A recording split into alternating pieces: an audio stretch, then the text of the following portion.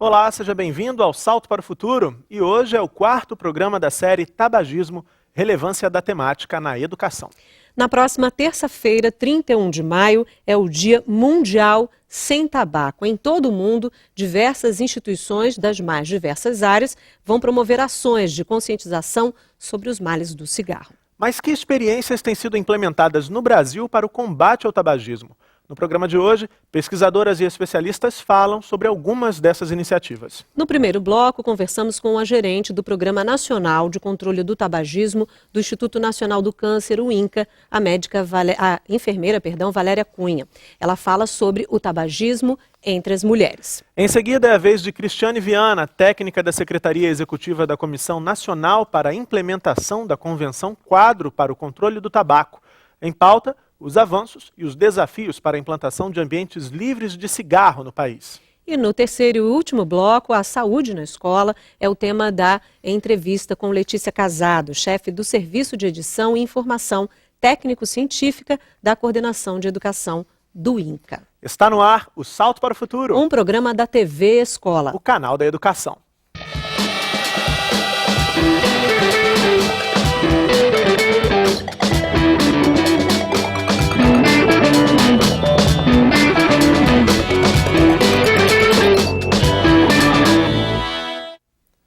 O que à primeira vista pode parecer um estojo de maquiagem é, na verdade, um maço de cigarros.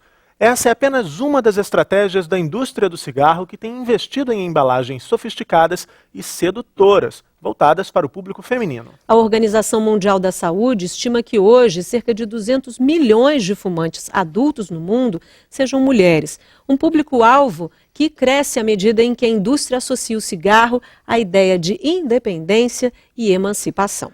Mas quais os riscos que o tabagismo traz para a saúde da mulher? É sobre esse assunto que vamos conversar agora com Valéria Cunha, gerente do Programa Nacional de Controle do Tabagismo do Instituto Nacional do Câncer, o INCA. Valéria, prazer recebê-la aqui no Salto para o Futuro. Obrigado por ter aceito o nosso convite. Não dá para começar de uma outra forma essa nossa conversa. Quais são os riscos que o tabagismo traz para a saúde feminina? Eles são diferentes dos riscos que o hábito de fumar traz para a saúde do homem? Obrigada pela oportunidade de dar essa informação super importante. Homens e mulheres têm o mesmo risco para as doenças causadas pelo tabagismo. O tabagismo, quando eu falo, é cigarro, charuto, cachimbo, todo tipo. No entanto, as mulheres têm um risco maior do que os homens para doenças especificamente da mulher, do organismo feminino, como menopausa precoce, infertilidade e outras doenças relacionadas a essa parte hormonal da mulher. Então, o risco para doenças são maiores para as mulheres do que dos homens. E no que diz respeito aos impactos do cigarro no organismo, há diferenças no modo como homens e mulheres reagem à exposição ao tabaco, ao cigarro e seus componentes? A gente sabe que tem 4.500 complexos químicos, a gente aprendeu isso ao longo da série. A mulher reage diferente do homem ao adquirir esse hábito do fumo? Certo. O importante saber é que a pessoa que fuma, ela cria uma dependência a uma das substâncias do cigarro, que é a nicotina, que faz com que ela fume e cause uma dependência física. Mas existem outros fatores que são emocionais e também de comportamentos que levam tanto homens e mulheres a fumar. No entanto, no organismo da mulher, na parte física, a absorção dessa nicotina e das substâncias são diferentes dos homens. Então, não existe nível seguro de fumar. Se você diz que uma mulher fuma menos do que os homens, não quer dizer que esse fumar não vai fazer tão mal para a mulher quanto vai fazer para aquele homem que fuma. Porque existem tantas as diferenças por ser homem e mulher, do organismo, da parte hormonal principalmente, mas como existem também diferenças da predisposição genética, da predisposição para certas doenças. Então, tanto homens e mulheres, existe uma diferença sim para essa absorção, mas o risco são os mesmos para as mesmas doenças. Certo. Quando a gente fala, Valéria, de saúde, dos impactos do tabagismo sobre o corpo, como você disse, aí não há níveis seguros para o consumo do cigarro, portanto, melhor, a gente repete a dica, é não fumar, é não experimentar o cigarro. Mas quando a gente fala especificamente da saúde da mulher, a gente tem que abrir um capítulo para falar aí da questão da reprodução. Como você já chamou a atenção, essas doenças passam a ser mais frequentes a partir do momento em que essa mulher desenvolve o hábito de fumar, se torna uma pessoa dependente da nicotina, como você também já salientou. Quais são essas implicações relacionadas à mulher, gestação e cigarro? A gente conversava antes de começar o programa, você dizia, por exemplo, que a mulher que fuma, ela acaba tendo menos chances de engravidar. Quais são as outras implicações?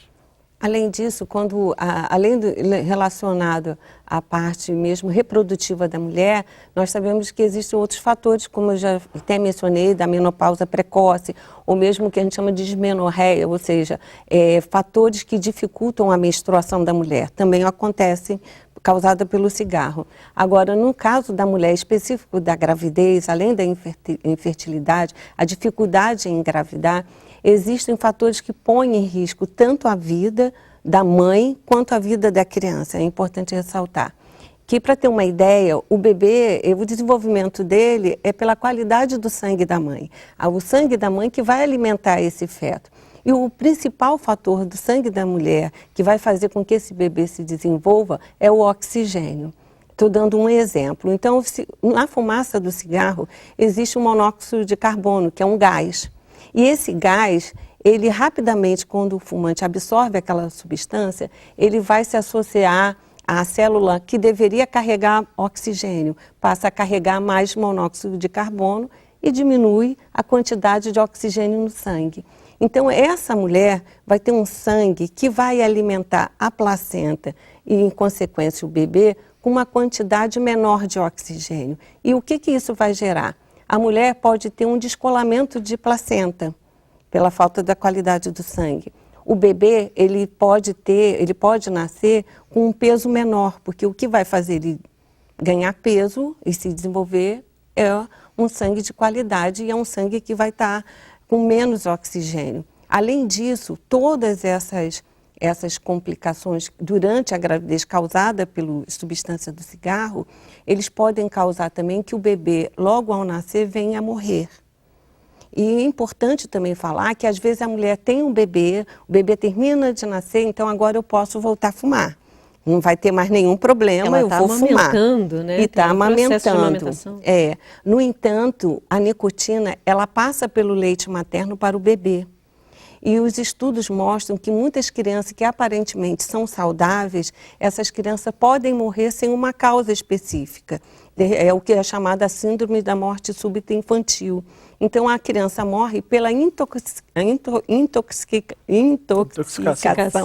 do leite materno pela nicotina.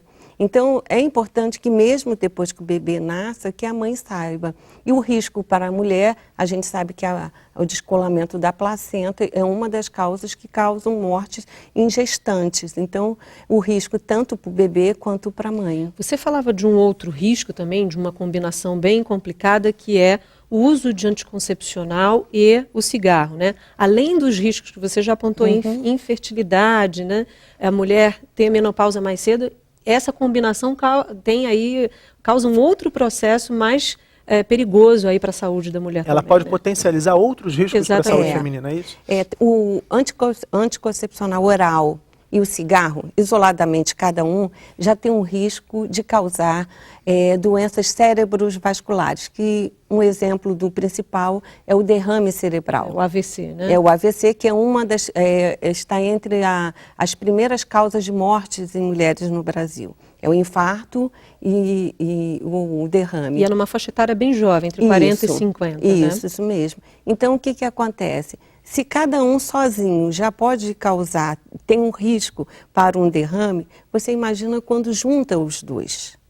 Né? Você vai potencializar o risco dessa mulher ter um derrame. Então, como a gente fala, fumar, usar a pílula anticoncepcional oral é uma bomba, né? Que a cada cigarro que a mulher acende, ela vai estar potencializando.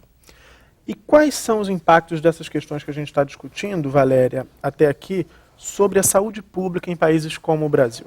A gente viu nos programas anteriores da série, por exemplo, que a questão do tabagismo ela gera impactos financeiros também para um país como o Brasil, para os países de uma forma geral.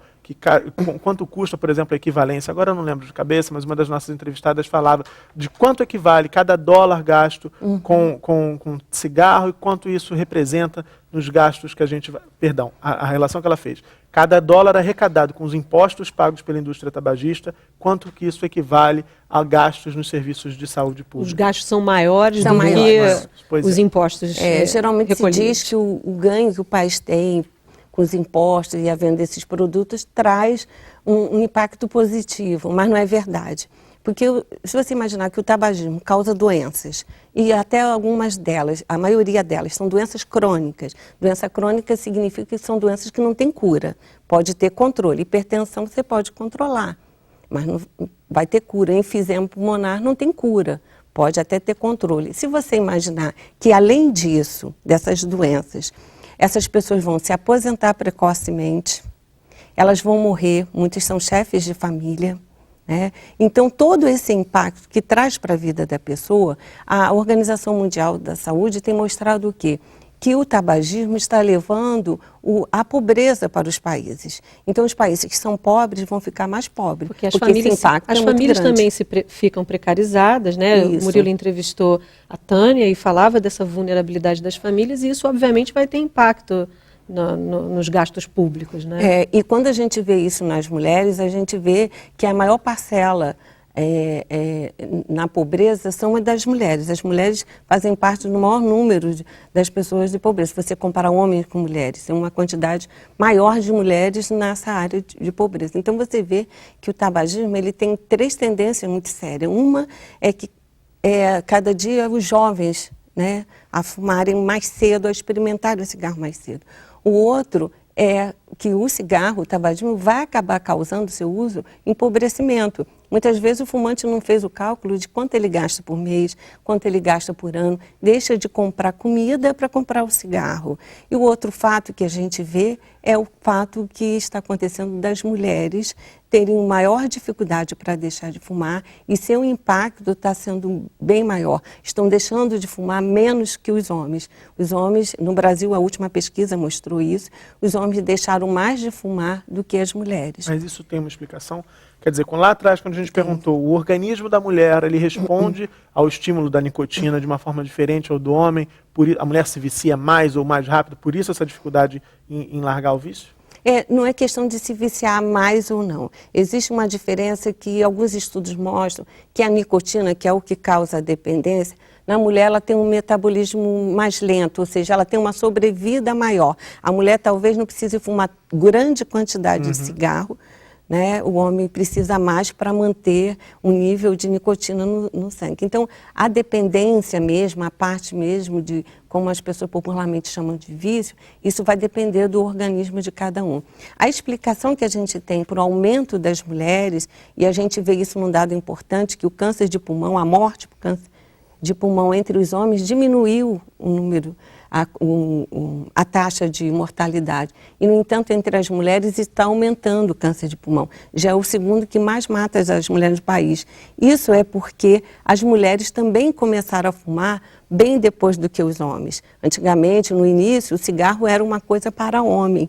Então, fumar também fez parte da história da emancipação da mulher. E no Brasil e no mundo foi igual. Agora, Valéria, você fala de algo muito preocupante, se a gente pensar que as mulheres têm, né, no Brasil, a gente tem mulheres chefes de família, são elas que são as provedoras, né? A gente tem aí riscos para todos, né? Para as próprias famílias, para os gastos públicos. Qual é? Muitas mulheres devem estar assistindo agora, fumantes, devem estar vendo a gente, perguntando, eu quero parar de fumar, mas eu não consigo. Essa é a frase que a gente mais ouviu ao longo dessa série, fazendo essa série. O tratamento para parar de fumar, como é que é? Tem tratamento eficaz no sistema público de saúde? O Ministério da Saúde, através do Instituto Nacional de Câncer, ele preconiza um tipo de tratamento, que existem vários tratamentos, é importante que a população se informe de que tratamento ele vai estar procurando. Mas existe na rede básica de saúde, em todos os estados, uma rede de tratamento de fumante. Essa rede ainda está na fase de ampliar, mas nós temos atualmente mais de 600 municípios que estão fornecendo, né, disponibilizando tratamento para fumante. É interessante que seja dito que o tratamento ele é eficaz. O tratamento ele é eficaz, ele é interessante dizer que uma vez dependente da nicotina, é para o resto da vida. Tem mulher que se pergunta, aquela pergunta chave de mulher, engorda, eu não quero porque eu vou parar de fumar e vou engordar. Essa é uma preocupação feminina, já que estamos falando de mulheres. É bastante. Né? É bastante. Qual é o efeito desse tratamento? Não, o tratamento, quando a mulher deixa de fumar, a mulher e o homem, existe um risco para engordar. Não que a pessoa, porque existem vários fatores, né? Ou a pessoa para de fumar, parei de fumar, eu mereço uma torta. Aí muda o hábito alimentar, porque o olfato melhora, o paladar também vai melhorar, então a comida vai ficar mais gostosa e mais cheirosa. E ela quer compensar uma perda. E acaba compensando. Por isso que é importante uma orientação de um profissional de saúde. Existe um ganho que ele é um ganho por deixar de fumar. Porque o cigarro, além de tudo, a substância, também interfere no metabolismo alimentar. Então, tem esse fator também. E tem outra coisa. A pessoa antigamente acabava de comer para acender o cigarro. E quando ela para de fumar, ela vai ter tempo até de comer a sobremesa. Então, às vezes, a pessoa tem que ficar alerta. Agora, o ganho que existe por parar de fumar, as pesquisas mostram que em torno de um ano, tanto homens e mulheres, elas perdem. A mulher realmente ganha mais peso que os homens quando ela para de fumar.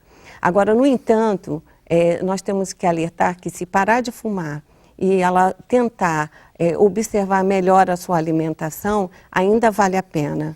E eu gostaria de dar o número do Disque Saúde para quem quiser parar de fumar, que é 0800 61 19 97.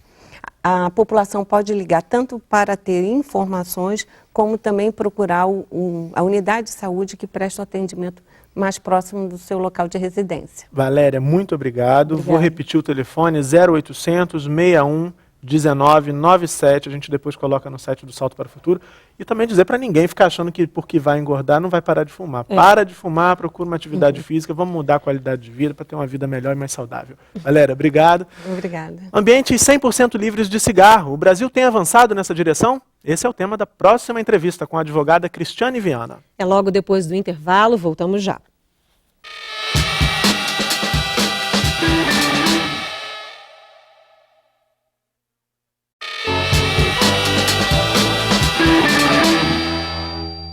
Estamos de volta com o 4º programa da série Tabagismo, relevância da temática na educação.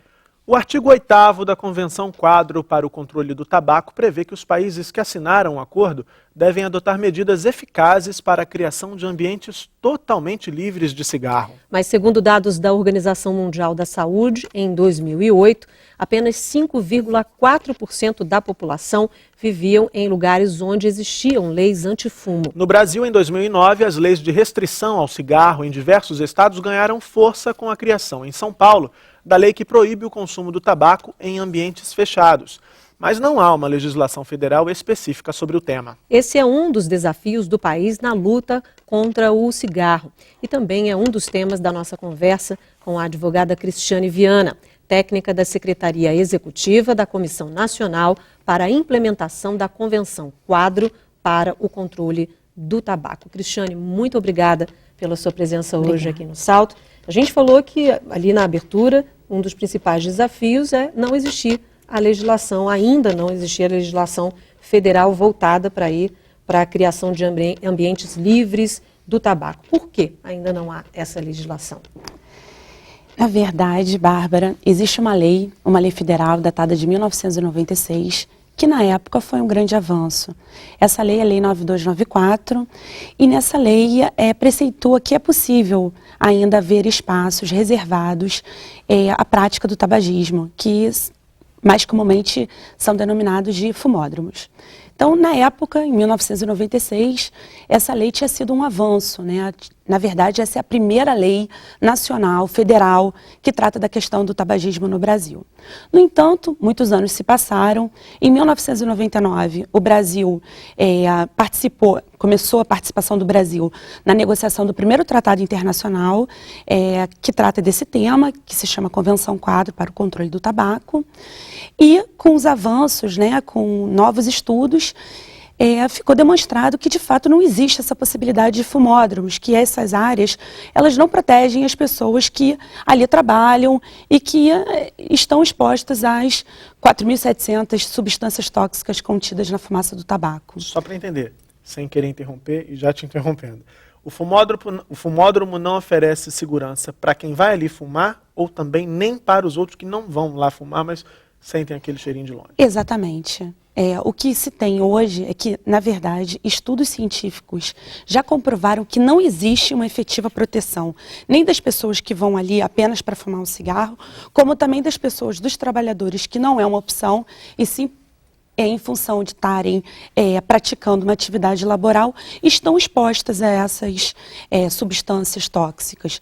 Então, já está provado e já está cientificamente comprovado que essa questão de fumódromo, na prática, é uma falácia, né? Isso foi uma das iniciativas da indústria do tabaco para vender isso como uma alternativa a uma legislação eficaz para proteger a saúde da população. Então, isso foi uma prática utilizada em 1996, que tenta ainda ser vendida pela indústria, mas que, na verdade, a gente sabe que não funciona. Hoje, então, se acredita e se investe, as pessoas que estudam, os pesquisadores e pessoas como você, que o ideal seria a criação e instituição de leis, a implementação de leis que criem, garantam aí a possibilidade dos ambientes livres do tabaco. O Brasil está estacionado no que diz respeito a essa questão. Por quê, Cristiane? Infelizmente. Existem duas iniciativas em trâmite no Senado Federal.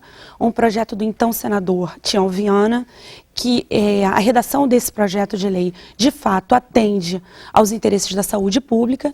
E existe um outro projeto de lei que, infelizmente, representa um retrocesso, porque esse projeto de lei ainda prevê a manutenção dos fumódromos. E esse primeiro projeto, que é o projeto 315, ele prevê a extinção de fumódromos, ou seja, a instituição de ambientes 100% livres da fumaça do cigarro.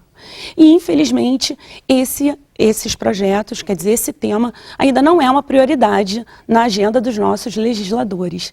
Então, assim, como vocês mencionaram, o Brasil ratificou esse tratado, quer dizer, o Brasil se comprometeu a implementar essas medidas. O artigo 8º do tratado dispõe que os ambientes livres de cigarro, os ambientes livres de tabaco em geral, é a única medida eficaz para proteger a saúde da população e o Brasil, infelizmente, ainda está aquém do que deveria ser feito. Por outro lado, como a gente falou, há iniciativas estaduais, municipais, inclusive, nessa restrição, né? Se eu não me engano, o Rio de Janeiro todo aderiu a essa restrição ao tabaco. Alguns países europeus, a gente viu na série, que já adotaram as leis federais, como a Espanha. Estive lá no começo do ano, estava uma polêmica danada, porque as pessoas resistiam a isso, não queriam, achavam que o Estado não deveria arbitrar numa relação que é de cotidiana. Como é que você vê essa argumentação, que essa é uma argumentação usada aqui também? Quem fuma diz que tem o direito de fumar no ambiente em que ele achar adequado, seja ele fechado, ou seja ele aberto, ou dentro de um fumódromo, por exemplo. Então, com o vácuo, né, dessa legislação, dessa ausência de uma legislação federal que efetivamente proteja a população dos ambientes, dos malefícios da fumaça do tabaco, alguns estados se anteciparam e promulgaram leis estaduais sobre esse tema, como, por exemplo, Rio de Janeiro, São Paulo, Paraná. Essa medida é muito importante ressaltar que ela conta com grande apoio da população, tanto de fumantes quanto de não fumantes. Uma pesquisa realizada pelo Datafolha em 2009, especificamente com relação à Lei Paulista, constatou que 88% da população, incluindo os fumantes, apoiavam os ambientes livres de cigarro. Então, na verdade, o fumante ele também reconhece que já existe um amplo conhecimento de que a fumaça do tabaco, de fato, provoca malefícios para a saúde, tanto de quem fuma quanto de quem não fuma. É uma questão envolvendo os garçons, por exemplo. Exatamente, principalmente, trabalham não é, restaurantes. porque eles estão ali mais de 8 horas por dia, né, no exercício da sua atividade laboral, sendo continuamente expostos a essa fumaça.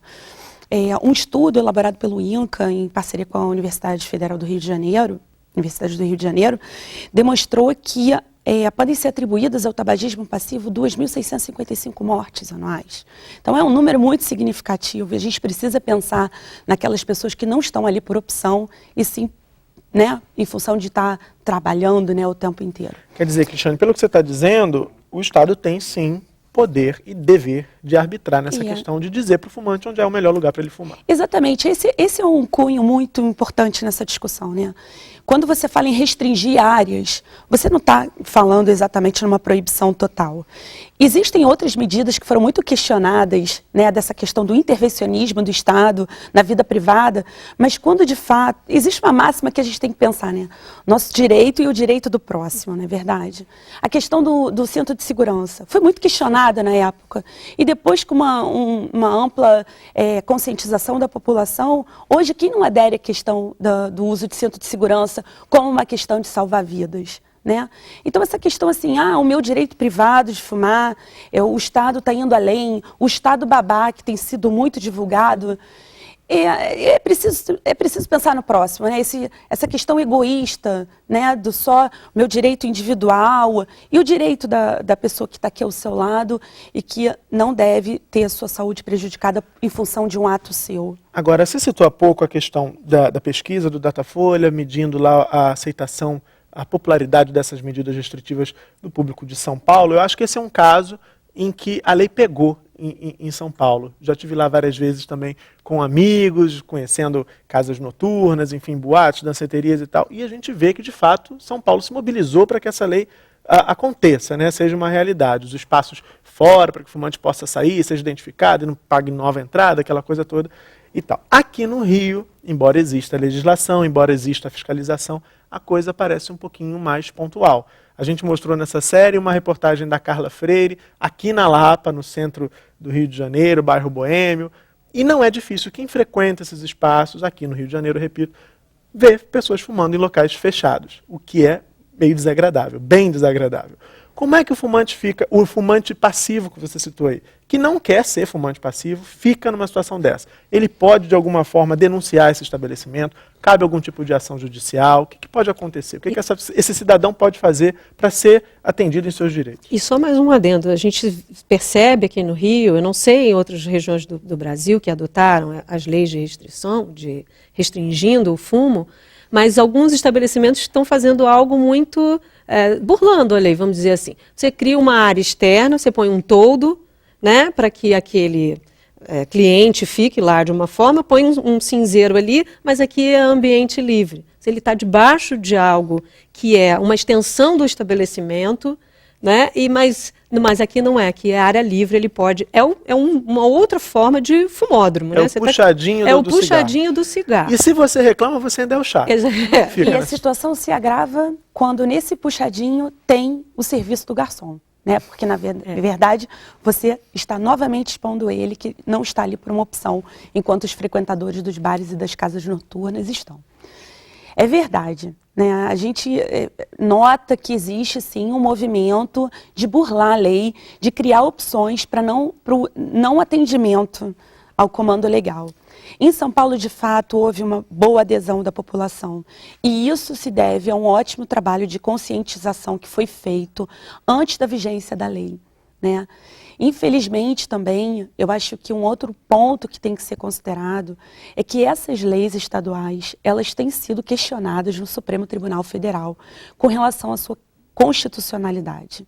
Isso traz também para o ambiente jurídico uma certa insegurança, né? Então, o que a gente vê é que, na verdade, precisa sim ser reforçada a questão da fiscalização, né? É muito importante você ter uma lei, ter mecanismos de fiscalização e também imposição de penalidades para aquelas pessoas ou para aquelas instituições, para aqueles estabelecimentos que não observam, né, ao que diz a lei. O cliente pode acionar? O cliente insatisfeito. Eu não quero ver essa pessoa fumando aqui ao meu lado no puxadinho do fumódromo. O cliente pode... Batizei o puxadinho. A primeira ação que ele pode fazer é se dirigir ao gerente do local. Caso isso não tenha uma resposta positiva, aqui no Rio de Janeiro existe um mecanismo de denúncia na Secretaria Municipal de Saúde, que é o órgão responsável também por compilar, centralizar a questão da fiscalização, junto com a vigilância sanitária. Né? Então, esse é o importante, né? Isso é muito importante também, a população mostrar adesão, justamente também reportando os casos de infração, de violação da lei. E o que também não estimula, e isso já passou, porque muitos estabelecimentos tinham a preocupação, se eu implementar ambientes livres de tabaco, eu vou perder clientela. E isso dificulta a minha situação. Inúmeros estudos já em Nova York, em outras cidades que adotaram medidas semelhantes, demonstram exatamente o contrário, que a adesão da população foi maior, porque aquelas pessoas que se incomodavam de fato com a fumaça do tabaco passaram a aderir aí para esses locais. Então, estudos já realizados em João Pessoa demonstram que foi exatamente o contrário. Cidades, localidades, municípios e estados que implementaram ambientes livres de tabaco, os estabelecimentos tiveram um retorno positivo. Isso é importante também para o responsável pelo estabelecimento refletir. Né? Enquanto ele vai estar protegendo a população em geral, ele vai estar protegendo a saúde do trabalhador, que ele também é legalmente responsável pelo ambiente que ele proporciona. Né? Existem casos já internacionais de garçons que foram à justiça. Era isso que eu queria justamente saber. O trabalhador reclamar. pode acionar... Sim. No nosso ordenamento legal, na consolidação de leis trabalhistas, a gente já tem alguns respaldos que determina que o empregador, ele deve prover um ambiente saudável para a prática laboral. E se já está comprovado que a fumaça do tabaco causa malefícios à saúde, ele está infringindo essa norma. Esse pessoal que está com medo de um prejuízo pode levar um outro prejuízo bem maior lá na Exatamente. frente. Cristiane, antes da gente encerrar, nosso tempinho já está acabando, mas acho que a gente não pode deixar de falar desse assunto. As escolas brasileiras todos que estão nos assistindo sabem bem do assunto, têm lá o adesivo dizendo que é proibido fumar. Só que a gente sabe de casos em que se fuma dentro da escola, e, infelizmente, inclusive professores fazem uso de cigarro dentro das escolas. O que pais, professores, que também não são fumantes, e alunos podem fazer se perceberem aí que esse alerta não está sendo obedecido? Bom, essa lei que proíbe fumar em ambientes escolares é a Lei 10702, né? É uma lei geral e que, inclusive, incluiu essa questão da proibição do tabagismo em ambientes escolares, nas salas de aula, tanto de escolas quanto de universidades. Bom, primeiro, eu volto a dizer que o ideal seria contactar o responsável pela universidade, pela escola, e informando, olha, eu tenho conhecimento de que existe uma lei federal que proíbe o tabagismo nesse local. Você tem ciência que você está infringindo essa norma. Caso isso não surta efeito, existe uma comissão interministerial no Brasil para a implementação desse tratado. Essa comissão é composta por 17 ministérios que se reúnem para discutir os desafios. E essa questão da fiscalização é um desafio no Brasil, sim. Né? A adesão da população é um desafio. Então, também acionar a Secretaria de Educação, tanto estadual quanto municipal, e também o próprio Ministério da Educação, para que então sejam adotadas as medidas cabíveis. Muito obrigada pela entrevista de hoje. Obrigada. Prazer tê-la no Salto para o Futuro. Obrigada. Obrigado. Agora vamos a mais uma rápida pausa, não saia daí. No próximo bloco a gente conversa com a pedagoga Letícia Casado, chefe do Serviço de Edição e Informação Técnico-Científica da Coordenação de Educação do INCA. O tema? Saúde no espaço escolar. Você não pode perder. Daqui a pouco a gente volta com um Salto para o Futuro.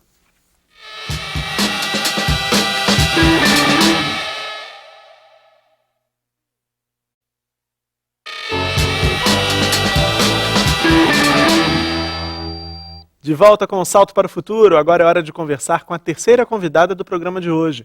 Em pauta, as pesquisas e as ações de saúde nas escolas, especialmente no combate ao fumo. Em 2009, foi realizada a Pesquisa Nacional de Saúde do Escolar, um retrato das condições de vida e dos hábitos dos estudantes de todas as capitais brasileiras. Entre os resultados da pesquisa está um dado importante. 24,2% dos alunos do 9º ano de escolas públicas e particulares já experimentaram o cigarro ao menos uma vez na vida. E destes, 6,3% se declararam fumantes. A elaboração da pesquisa contou com a participação de Letícia Casado, chefe do Serviço de Edição e Informação Técnico-Científica do INCA, que conversa agora com a gente. Letícia, muito obrigada pela sua presença hoje aqui no programa. Vamos começar falando da pesquisa, então. A gente viu ali todas as capitais brasileiras, né? Quantos alunos foram ouvidos? 63.411 alunos. E, qual foi a conclusão mais alarmante? Estou todo curioso aqui. Qual foi a conclusão mais alarmante? Esse foi um estudo que teve uma abrangência grande de vários fatores de risco e de proteção. E como aqui o nosso tema é o tabaco, eu vou me deter mais nesse assunto, né? Quando vocês falam aí da experimentação, a gente fica um tanto quanto assustado de ver que, se vocês forem pensar, de 63.411, 24% já experimentaram o cigarro, né? E a gente percebe que na hora da análise que as escolas públicas, os alunos experimentaram muito mais do que as escolas particulares. E tem alguma explicação para isso? Olha, pela literatura a gente observa que a prevalência do tabagismo ela é sempre mais alta nas classes mais baixas, com menor escolaridade. E aí você vê que está refletindo a pesquisa, né? Ela está indo de encontro ao que a literatura já afirma. Certo, quer dizer, os alunos de escolas públicas, então, eles experimentam mais o tabaco. Sim. Certo. E também fumam mais. E fumam né? mais, quer dizer, tá, o percentual dos que se declaram já fumantes também é maior entre os alunos de escolas públicas. Sim. Aí a gente pergunta, o que foi determinante? Quer dizer, 24,2% disseram ali que já experimentaram o cigarro e 6,3% declararam que já são fumantes. Tem aí um intervalo de 18% de jovens, que, quer dizer, entre os que experimentaram e os que de fato passaram a ser fumantes. Esses 18%, vocês conseguiram tabular por que esses 18%, felizmente, não adquiriram esse hábito? Existe uma questão que na adolescência é muito presente, né, que é a experimentação mesmo. Você quer provar. Né? Então, muitos jovens, eles até botam cigarro na boca, dão um trago, dois, mas não se sentem bem. Sentem enjoo, se engasgam. A gente ouviu isso nessa Célia Paula Jones, falou, ninguém tem prazer quando fuma o primeiro cigarro, Exatamente. Já começa a tossir, a gente já viu isso várias vezes. Então, o caminho é esse, a resposta à sua pergunta, né? E aí você tem um grupo que é mais suscetível e que muitas vezes insiste mais até conseguir, né? Porque apesar do jovem hoje já ter uma outra consciência e um outro conhecimento do jovem da minha geração, muito maior, ainda tem um grupo que acha que é importante e interessante estar fumando. O que causou para a gente, fazendo essa série, um certo estranhamento, né? Isso ainda ser, fumar, experimentar o cigarro, ainda ser objeto de desejo e para autoafirmação, né? Em tempos de uma garotada pensando em ecologia, né? É um estranhamento. Mas a adolescência em qualquer fase da vida, né? Agora, como a relação dos jovens com o cigarro varia de acordo com fatores como renda, você já apontou aí, sexo, faixa etária e região. Tem alguma região em que se fuma mais? Jovens fumam mais? A região sul do Brasil é onde você tem a maior experimentação e a maior prevalência de fumantes. Curiosamente, a produtora, a região mais... é onde você tem as indústrias e onde se produz. E em relação à faixa etária e sexo? Com relação à faixa etária, essa pesquisa abordou alunos de 9º ano. Então, a gente tem uma variação aí de faixa etária que vai de 13, 14 até 15, 16 anos. Né? Então, a gente vê que pela literatura os alunos começam a fumar entre 13 e 15 anos. E a Organização Mundial de Saúde se preocupa muito com isso. Tanto que a gente tem um conceito de fumante jovem que é diferente do conceito de um fumante adulto. Qual é a diferença? Né? A diferença é, para você ser considerado um fumante adulto, você tem que ter fumado no mínimo 100 cigarros ou 5 maços e estar fumando hoje. Para você ser considerado um fumante jovem, você tem que ter fumado pelo menos um cigarro nos últimos 30 dias. A Organização Mundial de Saúde está muito preocupada com essa doença pediátrica, como o tabagismo é conhecido. Né? Certo, Letícia. E aí, em relação a gênero, né, a sexo, a gente pode dizer, no geral, como a gente falou já no primeiro bloco do programa de hoje, homens fumam mais que mulheres. Sim. A pesquisa, falando de jovens, também refletiu essa tendência. Também, meninos fumam mais que meninas. Meninos fumam mais que meninas, mas a gente já observa em algumas capitais que as meninas vêm fumando mais. Né? É bem diferencial, principalmente no sul do Brasil. Ainda no sul. Ainda no sul. E também em Campo Grande, capital do Mato Grosso do Sul. Que a gente também tem um comportamento. Quer dizer, nada justifica, mas o que explica? O que a gente tem, também assim, a afirmação? Também a afirmação e também a questão de acesso, né? De facilidade, de modelo de comportamento em casa. A gente tem um outro dado no estudo, né, que 31% dos jovens que responderam à pesquisa tem um dos pais ou responsáveis que são fumantes, né? Então, e isso a gente vê também com maior prevalência nas escolas públicas. Letícia, quer dizer, a gente está falando aqui hoje, como a Bárbara disse, a gente, durante todas as discussões para a elaboração dessa série, a gente se espantava quando chegava a se deparar com dados como esses, porque a gente acredita que hoje em dia a informação está mais disponível, esses jovens têm mais acesso a essas informações, eles sabem que o cigarro traz malefícios à saúde, traz problemas sérios para a saúde, a propaganda de cigarro está proibida, não é algo mais tão frequente. O que explica esses jovens ainda terem esse hábito, cultivarem esse hábito? O que explica? Onde é que falham, por exemplo, as campanhas de conscientização voltadas para esse jovem? Às vezes, quando eu olho alguma coisa nesse tipo de comunicação, me parece que é no tom da caretice. O jovem não gosta de caretice, o jovem gosta de experimentar, o jovem se sente lá o desbravador de um universo que é a vida, que ele quer descobrir, que ele acha que está na idade de descobrir. De certa forma até está. O que falha? Eu acho que tem uma questão, a gente até fez alguns estudos com grupos focais, né, com universitários no sul do Brasil, e eles colocaram que eles sabem que o Ministério da Saúde está falando a verdade, mas que parece que não é verdade. Né? Então, por exemplo, na hora que você tem hoje as advertências, que a gente já está na terceira rodada das imagens de advertência nos maços de cigarro, foi feito um estudo e as advertências estão mais agressivas, né? O que eles acham dessas imagens? Eles acham tudo uma balela, né? Então, assim, agora não, agora eles já começam a olhar com outros olhos. Mas as primeiras, para eles, não tinham menor importância. Até porque o jovem está vivendo muito momento. Né? Eu vou adoecer assim, mas todo mundo vai morrer um dia. Isso é quando eu estiver velho, não vai ser hoje. Né? Então, o jovem é jovem em qualquer época, né? Então, eles vão estar ousando mesmo. Acho que cada vez mais, o jovem de hoje fuma muito menos do que a minha geração fumou. Isso é boa. Sim, com certeza.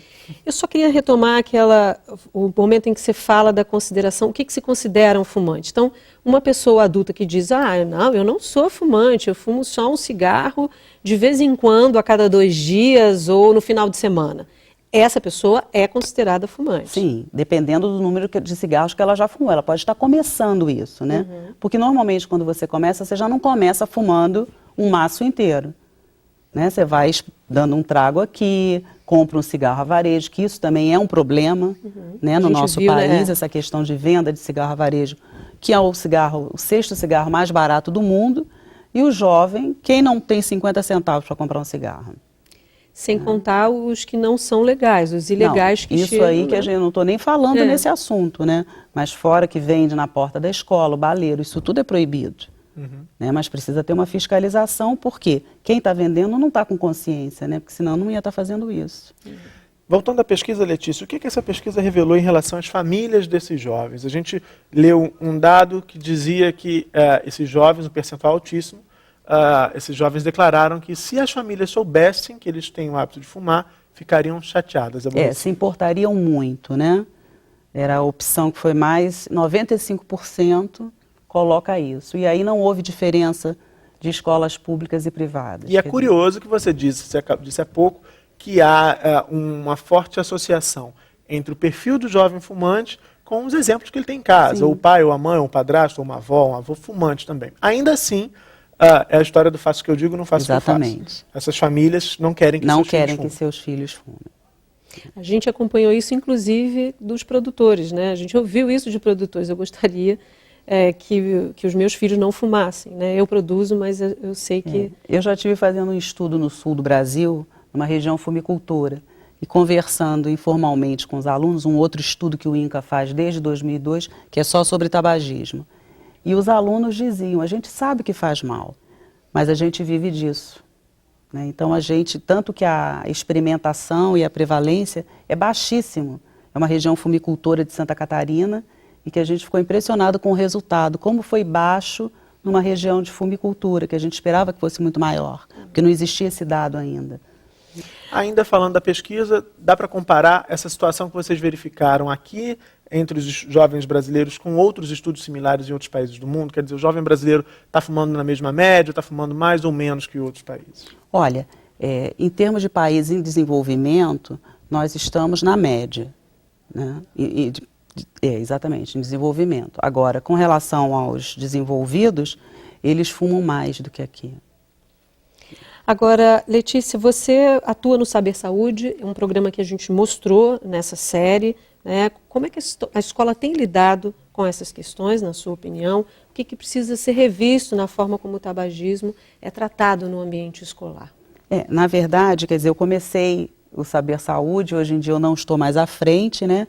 Mas o que a gente percebe é o seguinte, que a escola, ela é o local onde é propício, né, você informar o seu aluno. Quer dizer, e o Ministério da Saúde, através do INCA, ele não entra diretamente na escola com os alunos.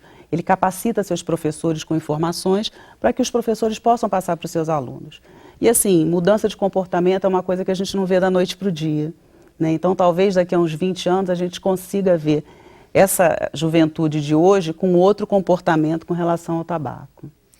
E como é que uma escola ou um grupo de professores, a gente está falando para professores do Brasil inteiro aqui, como é que esse grupo de professores ou uma escola mesmo que esteja interessado em começar a empreender ações ali de combate ao tabagismo para restringir e também para discutir essa temática de uma forma mais eficaz com os seus alunos, jovens, enfim.